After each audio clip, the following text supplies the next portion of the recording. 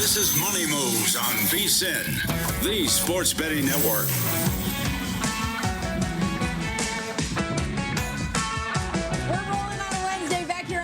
VSiN, the Sports Betting Network, Sirius XM Channel 158. Stormy Buonantony, Jonathan Von Tobel with you, live as always in downtown Las Vegas Circuit Resort and Casino. Lots to get to this hour. Game 1 of the NBA Finals upon us out there in San Antonio. Spurs a 4.5-point favorite against the New York Knicks. We will get into this a little bit more later on in the hour. Tom Byrne of Mad Dog Sports Radio has a couple of his plays. JVT will rehash everything that we talked about already yesterday, but maybe any adds to the portfolio we will discuss a little bit later on. Also coming off of just a masterful finish in Game 1 for the Vegas Golden Knights. We will push that forward to Game 2 a little bit more. Hannah Yates is going to join us in a bit. Covers the Carolina Hurricanes, was at Game 1 last night. Her reaction to everything we saw, and if she thinks the Canes can claw their way out of this, or if they have finally met their match in the postseason with Vegas. Rod Brindamore quoted just a little bit ago this morning after morning skate, if we had played our best game and that was the outcome, I think there would be a different field today. So not happy with themselves at skate today. See if they can push that forward into a positive way tomorrow. Let's get into the NFL, because we have seen a lot of news items come through, obviously, for several teams across the league. OTAs underway, mandatory mini camps upon us in short order as well. And you just saw something come across your desk that was pretty interesting. Per Tony Pauline, if Brendan Sorsby, because we don't know yet what is happening, and to reiterate for those who don't know off the top of their head, the Cliff Notes version of it, is that if he cannot play, then he would enter the supplemental draft. And of course, in the supplemental draft, you use a pick, you lose a pick in the next draft. So, for example, if he's taken in the second, then you lose that second by that team in the upcoming draft. Per Tony Pauline, if Brendan Sorsby is forced to enter a supplemental draft, he will be a late first or early second round pick. Presently, Sorsby is graded higher than Arch Manning by several area scouts as we head towards the season, which is why Brendan Sorsby, decided to skip out on being an elite prospect and being a first-round pick potentially in a wide-open quarterback draft in which Ty Simpson was taken in the first round to stay in college, I guess. It's what are we doing? Because you can't, what are we doing? He would, the money is not, no, he would have made that if he was a first-round pick, like Pauline is suggesting. It's absolutely ridiculous. And by the way, the language of it too, by several area scouts. Okay, so a couple of scouts think that he might be better than Arch Manning, and that means that a team is going to invest a first or a second-round pick? Sorry, no. I do also want to say, too, because Sorsby was brought up in media availability with Todd Monken earlier this week, head coach of the Cleveland Browns, following all of the Myles Garrett trade stuff. And he said, quote, I think it's a slippery slope when you go down that path, irrespective of talent. In terms of the situation he put himself in, we all know what that is. He put himself in the situation, and we've seen in other sports with players that have been banned for life from playing professional sports. Added, it's a better question for Andrew Berry, but from his position, it's a, quote, tough angle to go down that road and think that's your guy that's going to be your franchise quarterback. Sorry, I was counting the lawsuits against Deshaun Watson and everything like that, and I was wondering, what was happening there. I mean, come on, what are we doing? Slippery slope? Get out of here with this nonsense. It's a different coach, though. I'll say that. But I know, but you're realistically looking at starting Deshaun Watson here. Can we please stop with the whole I don't know about this? Shut up, okay? That I read that quote the other day, and I was like, come on, man, it's ridiculous. But whatever, we can move on from there. But I do think it sounds somewhat silly when you're potentially about to hand the job over to Deshaun Watson in the hopes of him becoming an elite quarterback and thus, saving your job as a head coach. And to that end, Todd Monken even said earlier this offseason that he hopes they're in a situation where it is him, right? Okay. I mean, makes sense. Financially, though, what you've invested. We also got an update on Micah Parsons. For anyone who's been keeping tabs on this, obviously, tore the ACL at the end of last year. He is 5 months into his rehab right now and told media he's got 4 more months to go. And they have a really strict 9-month rule, especially for players who have had more than just the ACL tear, revealing that he also had a meniscus procedure. He will start the season on the PUP list and is targeting a mid-October day to get back on the field. Yeah, I don't think this is entirely surprising, right? I guess. I mean, what's crazy is you see these timelines that are all over the place for like a Daniel Jones type coming off of an Achilles and then an ACL and what it means for guys. Yeah.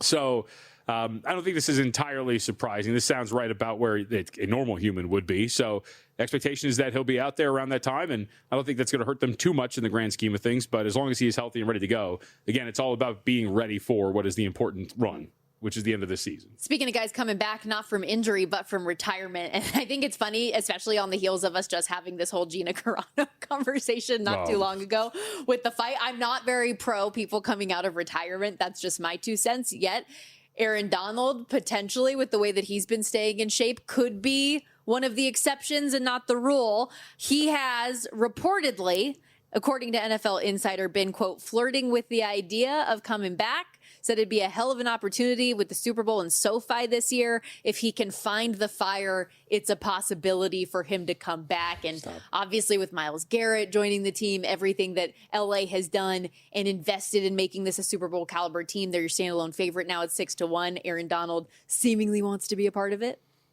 Maybe, I guess. How does that? I mean, I should answer the question. You never. I'm not going to answer the question. I remember a quote from him like a year ago talking about how much he was loving retirement and had no interest in, like, he was loving life, not playing football anymore. I mean, when they're both at the peak of their powers, having those two along a single defensive line would be... It'd be insane. It would be absolutely ridiculous. And do you see the video of him working out the other day? Well, that pull downs were a little light.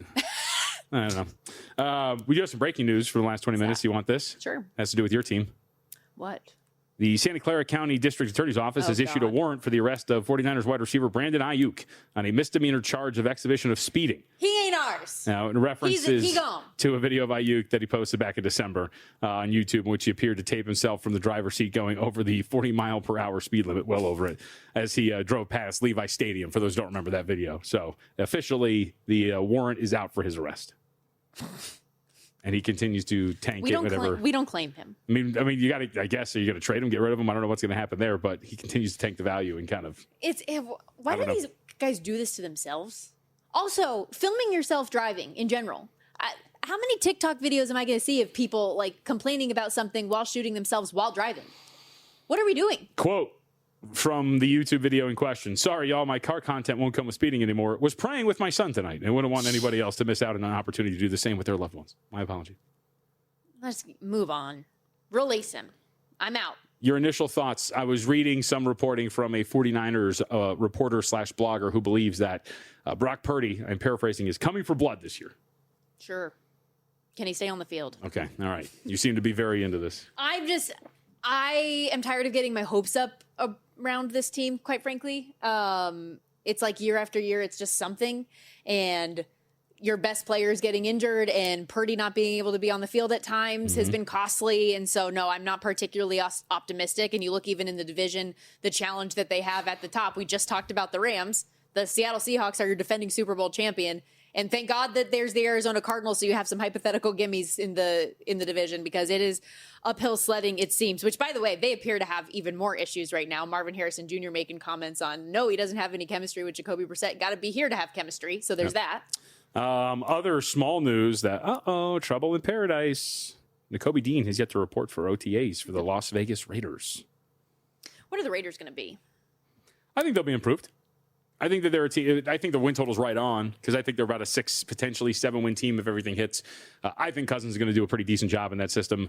Defensively, they should be better. Now, that's part of the problem why Dean is not going to be there. And there's some around the team that are trying to say there's nothing to see here, but you would want one of your offseason acquisitions in a brand new scheme to show up as early as possible and get ready to go. So we'll see if that eventually becomes something. It's the Raiders. It probably will. But I like the piece they added on defense. They look like they're going to be competent at the very least. And I think there's some questions, some matchups within the division that you could see them maybe stealing a couple. You know how I feel about the Broncos and, Chiefs beginning of the year, whatever it is, like all sorts of things that we can look at with these teams. Not that they're going to win the division, but steal a couple that they shouldn't against the Chargers, Broncos, and Chiefs. And with a schedule that's going to be easier, find themselves potentially fighting, like we talked about yesterday, or with Adam Burke. That was yesterday, right? The Browns are 11-1 to have the worst record in the NFL, but the Raiders are like plus 850, somewhere in that range. I don't know if that should be that way. I think the Raiders are going to be motivated to win, and I think they're going to be a little bit better this year. Speaking of the aforementioned Cardinals, what were they on they're the short favorite, shot, but I don't remember what that was. They do have the toughest schedule based on opponent. They also have the rookie of the year on their roster. Win total this year.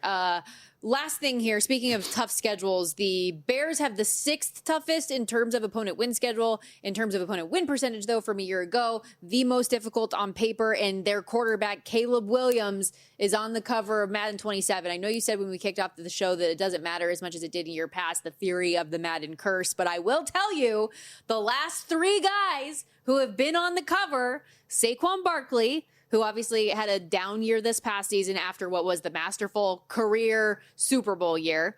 The year prior to that, Christian McCaffrey, he was coming off of the Offensive Player of the Year award. He gets the cover, then struggles with injuries that entire year, only played 4 games. And then 2024, Josh Allen, he comes off of the awesome 44 combined touchdown season, has a career high with interceptions the following year. Has not been a great omen. Hasn't been a great omen. Nah, but the Madden curse used to be like injury and just end season whatsoever. Also, I would contend. Yeah, like Marshall Faulk and Michael Vick and that year, Sean Alexander. That year that Josh Allen, what is it, career high in interceptions? Yeah. Also one of his best turnover-worthy play rates of his career. Got a little unlucky that year. What do you say that again? One of his better turnover-worthy play rates of his career. Just had 18 but picks just those, those turnover-worthy plays just turned into turnovers almost. The rate at which his turnover-worthy plays turned into turnovers was astronomically high. Sometimes it be like that. Yeah. But he played, so he's fine. You like the Bears this year then? No, I don't know why that you equate that to this. When I just think like, I think it's a little overblown that we're gonna. The mystical powers of the Madden cover, I think, are no longer as strong. But there's a lot of regression candidates. The Bears, I think, would obviously be one of them. The VSiN betting guide cover I heard for the NFL, that used to be a curse as well. Point Spread Weekly used to too. I think that's been put to the wayside. Speaking of which, we will have our NFL betting guide out later this month, June 22nd. And if you join us right now for our early bird football season special, you get full access through the Super Bowl for $175, which of course includes that NFL betting guide. But everything we do here at the network, vsin.com/subscribe is how you can get signed up. We'll be right back.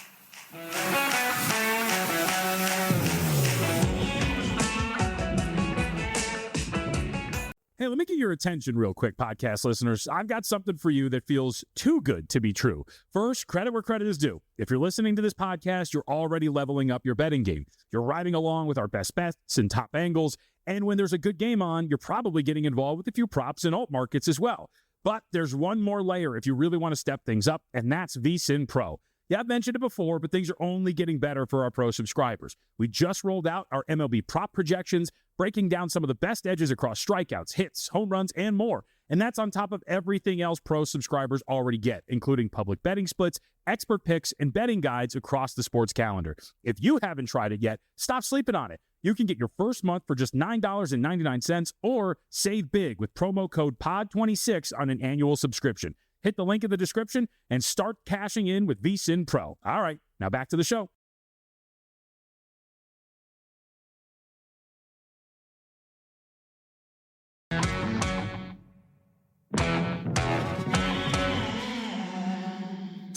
You're watching Money Moves here on VSiN, the Sports Betting Network. Crazy game to kick things off in the Stanley Cup final last night. Vegas ends up winning it 5-4 in Raleigh. Had to come back to do it as we welcome you back here to Money Moves. Stormy Buonantony, Jonathan Von Tobel with you to help us kind of make sense of what went down last night and push it forward throughout the course of the series to come. Hannah Yates joins us here on the Progressive Guest Line, covers the Hurricanes, has for a long time as the TV host and reporter over at FanDuel Sports Network. You can follow her on X at Hannah R. Yates as well. And Hannah, let's jump right into, I imagine the building had to be buzzing like crazy last night, especially early. You go up 2-0 if you're Carolina, but then couldn't hold on. Like, what was that experience like in the building, and how did it feel when things ultimately slept away? Yeah, it was interesting. Firstly, thanks so much for having me. It was an incredible atmosphere in Raleigh. The fan base has waited 20 years, a whole 2 decades, to reach this point again since the last win and game in that building in 2006. So the energy was high, and obviously Nikolai Ehlers scoring right out the gate really set the tone, and the vibes followed. But I would say the energy was pretty consistent. That's something I've known about that fan base, regardless of the highs and lows. I felt like the turnout was good. It was a tight game, regardless of it slipping away from the Hurricanes at the end there. kind of a down second period, but I felt like the energy was maintained through a full 60 minutes. It's going to be a great series of hockey. One of the common refrains throughout the postseason run here, Hannah, has been, can Freddie Andersen continue to do this? We saw the other side of that coin finally yesterday. Is that a sign of things to come and regression back to the regular season form, or is that a blip on the radar for a dude who's been nails in the postseason? Yeah, I think it's a blip on the radar because it's almost, it's a whole team unit. It's the ultimate sport in hockey, and I know that the team actually spent time solely reviewing tape today, and that's something they did after their sole loss to the Montreal Canadiens in the Eastern Conference round as well. Just in terms of reviewing tapes and looking at what their defensive coverage was, some of those breakdowns, some out of Freddie's control, obviously. It was a unique game. We've not seen one of those in the postseason for Carolina, but on the flip side, able to put up 4 goals as well. And so I would say it's a learning experience for Freddie Andersen. He has been so solid throughout this run. He's an experienced veteran with more than a decade of postseason hockey. And so I think this is something that he moves on from, and hopefully will be a better full-on effort from this group in game 2. Another big question I feel like for Carolina has been that top line and just the lack of impact they've made on the offensive side throughout the course of the postseason. Another night yesterday where we don't see them produce. But fortunately, right, we've seen the second line be so amazing, but even them yesterday had a slow day. Is there anything that you can put your finger on for that Aho line, why they haven't produced at the same rate that they did in the regular season? Yeah, I think that no one's harder on themselves than the players on that line. I mean, they're absolute stars in the National Hockey League, and obviously they've not executed and produced point-wise the way that they'd like to. And even from a defensive perspective, Sebastian Aho is someone who really prides himself on the defensive side of his game as well. And he spoke to the media today and really talked about that and said, sometimes you just have to focus on what you can control, and that's showing up. It's putting in the work. It's reviewing film as a line today, talking, communicating, figuring out what works well. Obviously, a lot of their point accumulation has come even on special teams throughout the postseason as well, and they want to get going at even strength. And so it's just a game-by-game basis. There's nothing you can particularly talk about other than gripping your stick and knowing the pressure's on, but really tough matchups that they've had to face as well as the top line against who they're out there with. So it'll be interesting to see what Rod Brind'Amour does throughout this series in terms of matchups and different tweaks moving forward. But I think anything can change in an instant with hockey. As you guys know, in the National Hockey League, it takes one moment or one goal to really turn momentum for any particular player, and it could be that way for the line soon. Now, despite all of this, these other lines did perform well. I mean, they got the Carter Hart, something that a lot of these other teams could not do. What did they say, and what did you see in terms of them actually having success against a goalie who had been very good for Vegas for the last, what are we talking about, 10-plus games? Yeah. Right. Well, I think the big storyline for the Canes in particular has been the Stankoven line, as you talked about, Stormy, as well, that line with Taylor Hall and Jackson Blake. And that was not the storyline last night. It was the Jordan Staal line with Nikolai Ehlers and Jordan Martinook. The average age of that line is 33 years old, the captain 37, leading the way for the group throughout the postseason. You don't reach this point without a Jordan Staal, and I think Nikolai Ehlers with those 2 goals, he was somewhat of an X factor for me heading into this series in particular because he was so red hot at the regular season end of it and really hit a career high in points with the Canes in his first season in Carolina and really has grown throughout the postseason and taken strides. And I think you saw that on full display last night. And so you saw the veterans lead by example, and we know how important experience is in a Stanley Cup final scenario. Hurricanes reporter and host Hannah Yates joining us here on the Progressive Guest Line. You mentioned the struggles that Carolina had in Game 1 last series against Montreal and the way they were able to respond and bounce back in Game 2. It has been a minute since this Canes team has lost back-to-back games, and obviously they've really steamrolled through this postseason to this point. They're big favorites to get it done, and even this series tomorrow. Why do you think they can against Vegas in Game 2?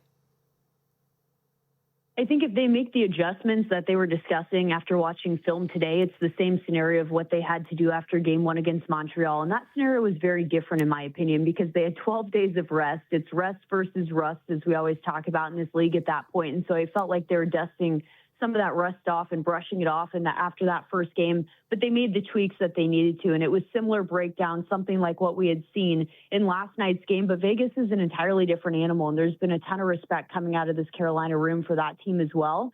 But I think this group knows what they're capable of in Carolina. They know the adjustments they have to make, and they've been so keen on being able to make those adjustments very quickly That's why we've seen the success that they had all regular season long as well. And so I think the mentality is there. Each time I've seen them face adversity, injury adversity through the first half of the regular season, it didn't hinder them because the mindset in the group is so strong with the leadership that they have, and they have the skill and capability. And so I would assume they would lean on into that and make the adjustments heading into game 2. Is it fair or not, or to ask the question of just the overall narrative pressure on this team?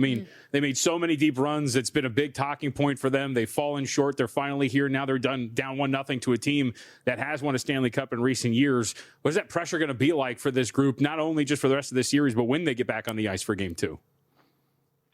I think it's interesting. I can't speak from a player's perspective, obviously, but just viewing it from a reporting perspective, just speaking with some of the players ahead of game 1 yesterday, it was a looser vibe. And I would say that there was definitely a keen focus from a lot of players. But when you have that combination with the group, they tend to play very well. And so I feel like they've handled the pressure very well. A lot of the guys were asked about, hey, how you sleep ahead of game 1, Vegas, a lot of those players have a lot of experience in a Stanley Cup final scenario, and a lot of the players with Carolina don't. And they were like, slept really well. I feel like the pressure, they've handled that well. And so I think it'll be interesting to see how they take the ice for game 2. But if it's anything like game 1, I felt like entering that first period, they handled the pressure very well. The second period got away from them a little bit. And so I think they'll respond well with all of that. Hannah, this is a team, too, that we have seen more than most, I think, in the National Hockey League that has really taken on the personality of their head coach and Rod Brind'Amour. What have you taken away most from some of the comments that he has had, not only after the game yesterday, but into this morning about how they need to handle themselves? Yeah, I think Rod Brind'Amour is just an epic example of Carolina Hurricane hockey. He's the first person you think of. He's established the culture here. He captained the team to a Stanley Cup win in 2006. And I think that he's been positive through all of this, but he's also a realist. He's a very player-centric mindset, even as a head coach. He has the same adrenaline level all the time, even as he does as a player. I think it's very unique, and it's something that really brings out the best in each of the players that play for him. And so for him, he's very hard with a fine line in terms of understanding how to respond as a player, how to execute as a coach based on being in their shoes at one point. And so he was really happy with how his group executed some of the points in the game last night, but also said, listen, this is not our best hockey. And so they go back to the drawing board, and he really just executes his time. I feel like the group responds really well to how he leads this team. He's constantly thinking about every detail of what he says. He's there at 5 a.m. every day to get started on tape. And so he's been an excellent leader and coach for this organization. Hannah, you're awesome. Thank you so much for the time. We appreciate it. Enjoy game 2 tomorrow. Thanks so much for having me, guys. I appreciate it. Hannah Yates, everybody, doing a great job covering the Hurricanes for a long time over there, FanDuel Sports Network. And Rod Brind'Amour is like one of my favorite coaches in the league. And I felt for him coming into this series a little bit, talking about even after they won the Eastern Conference Final, his just being like, I have felt like our team should have been here for the last 8 years. I felt like we've had a team good enough to be here, and it's taken until 2026 to get there. And now they're down 1-0 at home. I know. If they go down 1-0 just to start the game, those fingers are tightening. Yeah. That crowd is going to be very, I know you can say all you want, but the narrative aspect of it is very strong. And for you to fall down 1-0, it is going to be a gut punch immediately. It'll be a tough situation should that happen. But they've been great at firing first. That's actually one of the big trends. I know our own Jonathan Davis here at VSiN, our NHL betting expert, has followed a lot, and he has bet a lot. Canes scoring first, Canes to score in the first period. So maybe they can get that under their belts again and put Vegas on their heels, although Vegas has been so great at coming back. Yep. Sometimes you wonder if it matters. We got to step aside. When we come back, shifting gears to the NBA postseason. Game 1 of the finals tipping off tonight. Tom Burns going to help us break it down next. You're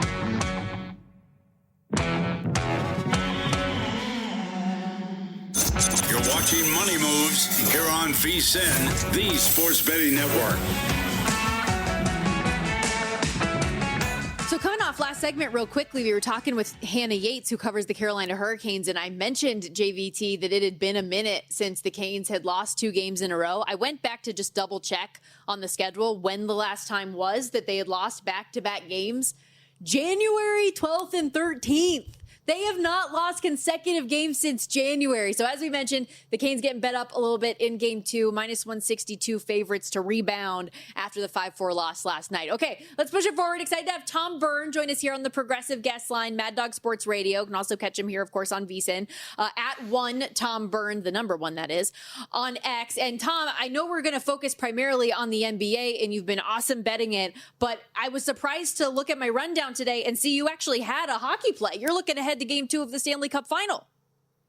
Oh, yeah, I had VGK last night, Stormy. Come on now. I'm trying to get into this NHL. Yeah, I'm doing that hockey. Yeah, listen, I think game 1 was chaos, right? And so that's one of the reasons I like the under now. I mean, what changes? Well, Carolina's not going to play another track meet. I mean, you would have a better idea than I would. They were transition heavy.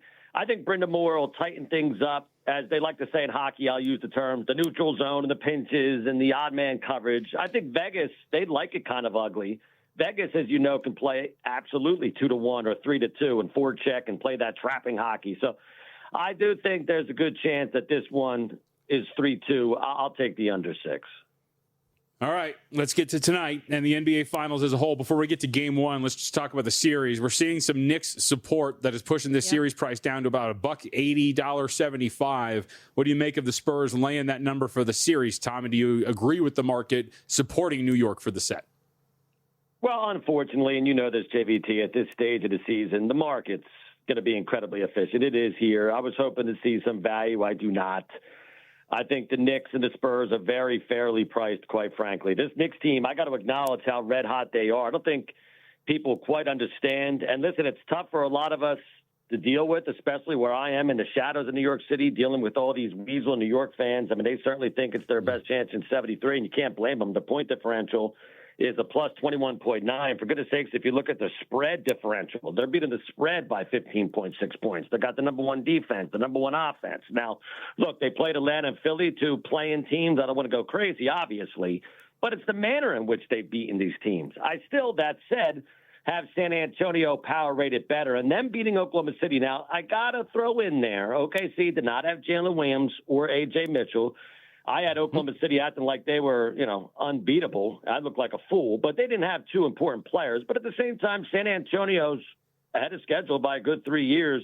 I still give them the benefit of the doubt. I thought that'd be the price somewhere between, $1.70 and $2 in that range would make some sense. And we've seen some fluctuation, but you can't be shocked to see Knicks money coming in. And you mentioned that cover margin over this 11-game win streak, 10-1 ATS, going all the way back down since April 3rd, 16-3 against the spread. They have been covering numbers for a long time, the Knicks have. And that said, in game 1 tonight, you're getting 4.5 on the road. This total's been a little bit up and down. We initially saw some buy-in on the over, and now we're back down to that 217.5. How do you see game 1 going tonight? Yeah, again, I had it 4.5 and 218. So, just to have a little action, I decided to talk myself into the over. Hopefully you got it at 217. I mean, last night when I texted Justin, it was at 218.5 plus money. Even that's playable. Just because everybody sees Wemby and the San Antonio defense, and they think about the finals and the nerves, and they think under. But I think this is going to have sneaky pace. Knicks are very good in transition offenses after misses. The Spurs can generate some fast break opportunities off blocks and turnovers. We know New York is red hot, right, guys? They're shooting 40% from 3. So San Antonio's offense, to me, they become way more dynamic with Fox attacking downhill, Castle getting downhill. And so I get that it's the final and you think under, but here I actually think the value, I'll go against where the market's gone in the last couple hours. I still think the value is actually taking the over here. Again, relatively speaking, value. It's a small play, but I'll take the over. All right, I know you got some player props, so walk me through what you got for Jalen Brunson and big picture what you expect from him in this series and how the Spurs are going to handle him. Yeah, it's going to be fascinating. I took the over 6.5. I took a flyer at even dollar, I think it was. Look, I think San Antonio's going to try to force the ball out of his hands, JVT. We know that, right? So you're going to see traps. I would think some late doubles. You always have Wemby lurking at the rim. There's going to be hard help on drives. So Brunson, as great as he is, and he's got as good a footwork as I've seen from anybody in the mid-range, he is going to see Wemby, okay, in his nightmares. This guy is so damn long with those go-go gadget arms. He changes games. I think what you're going to see is a lot of kick-out threes, dump-off, swing assist, that sort of deal. Some of this, and it's not exactly, brain surgery. He's going to come down to whether or not they make those threes when San Antonio's trying to close out. And so I think Brunson's going to look to get some guys involved. He's going to have to. I'll take the over 6.5 assists. Another one I like, and I'll go over too. I feel like Joe Square with the overs here, but how about Harper over to 10.5 points? I mean, this guy's been unbelievable. I think the Knicks defensively are going to be paying attention to Wemby, right? You know, Fox, the veteran guard, and Castle drives. But Harper becomes incredibly dangerous because he's a secondary attacker. He, too, has great footwork. He's a weak side scorer. He can finish in transition. You know, listen, 10.5, that's what a bench shooter is typically priced at. So I think this is not your normal rookie going into a final game. I'll throw a little something on him over 10.5 points. 107, I think, is where I got it. Tom Burnham, Mad Dog Sports Radio, joining us here on the Progressive Guest Line. To go back to Jalen Brunson real quickly, he is the short shot for the Knicks for Finals MVP. Obviously, like Wemby's minus 165. Brunson, though, plus 190 before you get to Karl Anthony Towns, 16-1 and longer. Realistically, if the Knicks win it, does it need to be Brunson? Or if not, where else might you have intrigue looking for Finals MVP? You know, it sounds crazy, but maybe OG Anunoby. I just don't think his numbers will be flashy enough, but I do think in the points per 100 possession metrics will bear this out generally. OG Anunoby's underrated. I mean, this guy's he's a monster because he's so darn physical with agility and size defensively. Offensively, he can stand in the corner, space the floor, knock down the corner three. He can attack the closeout. He finishes well, very well, in fact, around the rim. He doesn't get the same sort of coverage as his teammates. Brunson's the closer, of course, and ball dominant. Towns is one of the better outside shooters we've seen with size in a long time. Even Bridges, probably because of the reality, is one of the Nova 3 with Hart and the fact they give up the 5 first-round picks. But believe me, OG Anunoby on a lot of nights is their most valuable player. Forget about looking at the box score. Can you make that argument? Maybe, but then the reality is you're also looking at human beings making these selections. These are the same people generally that thought Andre Iguodala deserved to be Finals MVP years ago. So you never know. But I would have to say OG at a nice plus price would be the answer. All right, general question as we're entering the final series of the postseason. What have you done with home court in this postseason, Tom? You know, these teams have not really been winning at home at a high clip. Home teams only outscoring opponents by about 2 points every 100 possessions in non-garbage time. We've seen some teams go on the road and win these game sevens. Has that affected the way that you've altered some of your numbers here? Yeah, it's a great question. This court, you're 100% right. This season, home court per 100 possessions is 2. Okay, for context, it was 6 last year. In 2024, it's 5.1. In 2023, it was 4.3. Long story short, right now, 3.3 is where I'm at with the 1-2-2-2. If you want to get real technical afterwards. So, for an NBA final, that's pretty low, but I'm comfortable with 3.3. Again, it got me to 4.5. This is a very efficient market. I mean, be careful. I know a lot of people are going to want to play this game right at tip. Don't think you're finding incredible value right at tip. This number is pretty good.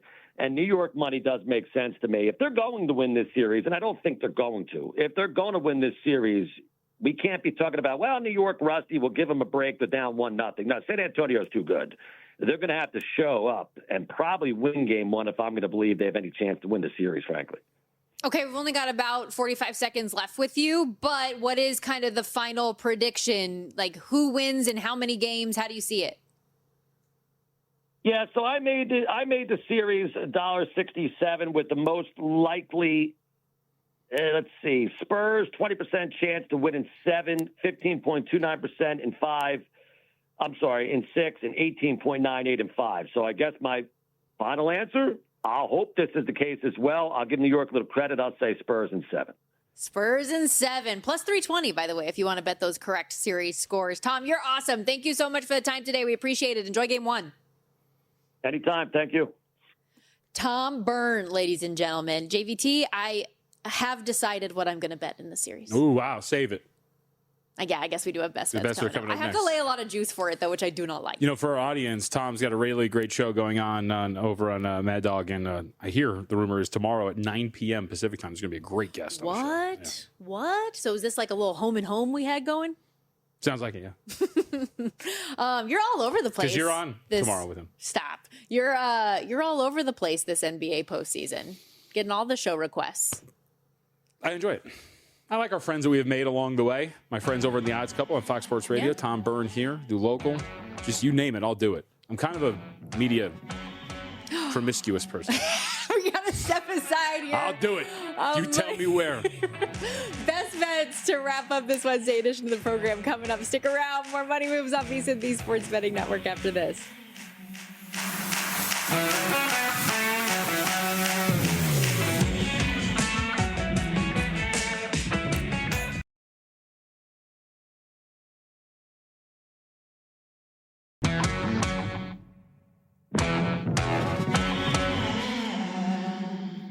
You're watching Money Moves here on VSiN, the Sports Betting Network.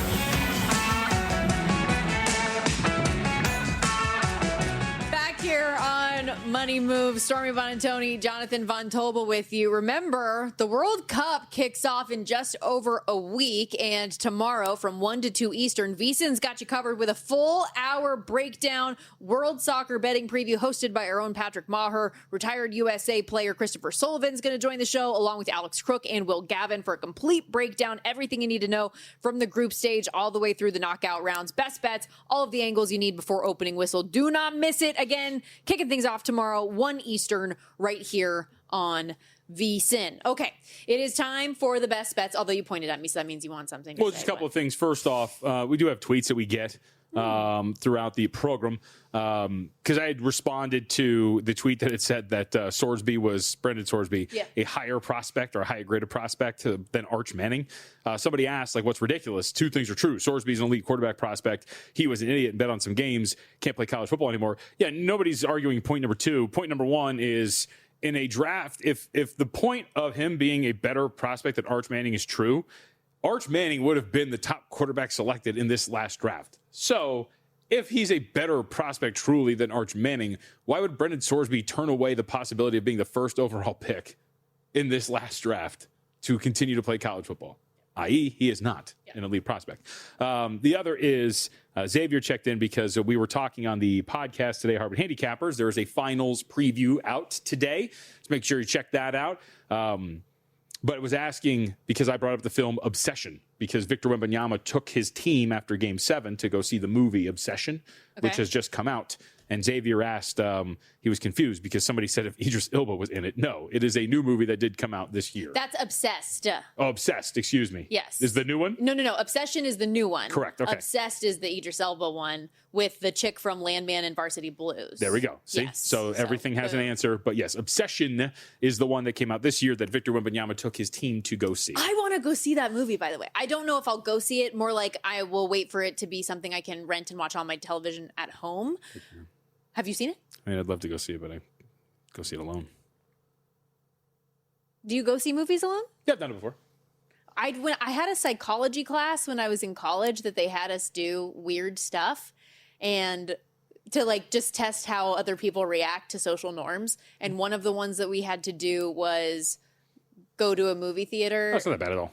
No, but it wasn't by yourself. I mean, it was by yourself, but it was go to a movie theater and that's relatively like sparse in terms of people that are there and sit in a seat next to someone. Oh, okay. And see like how directly and next? basically, and see how the That's person weird. reacts. Stop. Yeah, Get well, out of no, here. it was about social norms. And that was before you could reserve your seats always. Correct. Yes. Let's get to, actually, there was one other tweet we got. Do you want to read that one? Let's see. Am I allowed to read this one? Is that what you're talking about? Go Yeah. ahead. Are you allowed to? You go. Well, I don't want to get an FCC violation if that's a word No, you I say don't. untie it. Brian just tweeted, a word to describe JVT's media appearances for the NBA playoffs, and yeah, it's a farm tool. Yes, I am. I will do any and every media hit that is asked of me. I think one of our boss's executives, Michelle Musburger, would agree to that sentiment. You do a Every great time job. I get a text, my response is 99 out of 100 times yes. I'm going on a numbers game tomorrow. That's not what I'm talking about. I You got I to respond represent. to her. You got to represent the network everywhere. I am respond. such a good VSiN employee that maybe in the depths of Saturday evening, I was still representing the company this last weekend. what were we doing Saturday night? I met somebody that knew what VSiN was. Oh, We really? talked about this. Yes. Are you talking about Darren? No, the woman that we met in the Oh, yeah. the one that remembered us. Okay. Yes, exactly. All right. Last couple minutes here. Crazy day. Obviously, NBA Finals Game 1 kicking off tonight. Pay so attention. In terms of the best bets, we got to recap what we had yesterday before we look ahead to today. And your girl was a Lahu Zahur because I thought it was going to be low scoring. We did say game ones can be a little bit chaotic and you don't know what you're going to get. Obviously, the under 5.5 did not come through. Word to the wise, I will probably be going back to the well tomorrow. We'll see how that plays out. Carter Hart over 27.5 saves also does not get home. So 0 for 2 yesterday. We still have had a good NHL postseason. Hopefully we can rebuild on this moving ahead to tomorrow and beyond. I have also added, since you don't have anything to recap, I'll add my lone edition. I fired in the commercial break. Over 5.5 games for the NBA Finals. Tom Byrne said it. He has his pick, Spurs in 7. You have gone out on a limb and said Knicks in 7 for your selection as well, although you're tempted on betting the Spurs, which have you done that by now? I'm going to see if it gets a little bit closer to game time. If it gets cheaper. Yeah. However, that's the way I'm going. I hope that we get another lengthy series just like we did in the Western Conference Final. Let's roll. You're pending as well. You got a couple still, right? What do you got pending for the Stanley Cup? Yes. And so the pending bets, the series props that we had on Logan Stankoven for most shots on goal for the series, 16-1, as well as Jack Eichel over not over 1.5 points, minus 1.5 points against Seth Jarvis in one of those head-to-head markups. Not a bad start to the series, not a great one either. Yeah. Stankoven had 2. Pavel Dorofeev and Tomas Hertl are your leaders in the clubhouse after game 1 with 4 shots on goal. And then fortunately for me, the top line for the Canes didn't do anything. So Eichel has 1 point, so at least an early edge in that head-to-head with Jarvis. All right, let's see. So for me, this was put in yesterday. This price is still widely available. Myself, Zach Cohen, and Kelly Bidlin all on it. Josh Hart for game 1, over 1.5 3-pointers made at minus 155. So that'll be the lone bet heading into this game tonight.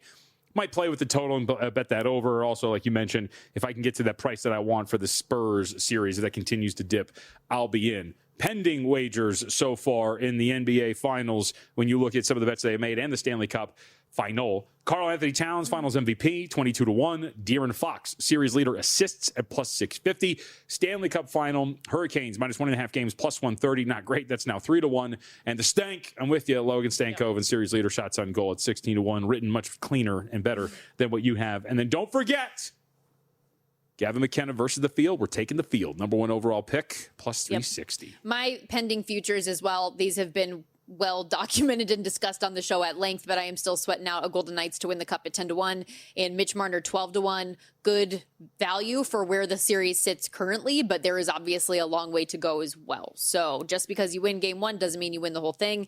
And I'm still a little bit nervous because, I mean, the Canes are really, really good. They were a rightful minus 155 favorite when the series began, and now obviously that number has flipped. But, okay, last couple minutes. I was going to say, to the point of being nervous, just to add, as I brought it up with Tom with his home court in the NBA postseason, home ice has meant not that much. It's meant nothing. Yeah. And that's why I brought up the question yesterday when we had Darren Pang on the program, because home ice really has not mattered in the postseason, but the Carolina Hurricanes also had the best home ice advantage throughout the entirety of the regular season. So would it come into play this series? He thought yes, but obviously for game 1, we didn't see that pan out. That said, last couple minutes here, can you just dive into like final thoughts ahead of game 1? Anything people need to know? She's just going to throw the ball up to me and just say, hey, get us out of here. You did an entire hour on Hardwood Handicappers earlier, so I figured you could give me a couple minutes. I'm very excited for the series. Okay. I think it should be great. I will say this. One of the markets that we have not talked a lot about on is did you use your token? That your little bonus bet that you got? Not for that. I'm going to use it tonight. So yeah, there's a bonus bet on BetMGM right now that I have. You get a bunch of these bonus bets and whatnot. So I used you only put $50 on it, but I threw it on Victor Wembanyama to lead the series in rebounds. It got like minus 115 with the token in there. So I think using those is always worth remembering and reminding folks to put that out there. I felt like for an official bet, I shouldn't use it right because it's a different price. But the only reason I bring that up is I do think Wemby to lead the series of rebounds, even at minus 140, minus 145 is still playable. Okay. He is, especially at the beginning of the series, likely going to be guarded by OG Anunoby. You're going to get some second chance opportunities, some offensive rebounds. You might steer away from that if you're the Knicks as it goes on, but seems very likely, more likely than what a $140 would tell you, that he can lead the series in rebounding. But ultimately, I think the most fascinating dynamic of this series for me, if I was making a list of rankings, and I have the bet on him for a reason to lead the series at assists, is just the dynamic between Stephon Castle and De'Aaron Fox and who's running this offense. I think it's going to be really interesting. Castle has done a pretty decent job in terms of facilitating if you just narrow it down to that. But the turnovers have been a really big problem for him. And if De'Aaron Fox is a little bit healthier, what his role is going to be as a lead guard, I think is going to be one of the things that I am most excited to watch. And the other side of it is, does Mike Brown have the versatility that I think he does with this roster, or is that versatility going to get cut down really quickly? Go back to when they came back against the Cavs in that first game, when you put those 4 shooters out there with Jalen Brunson. That is a demure lineup, and that is a lineup that I think the Spurs can probably throttle a bit.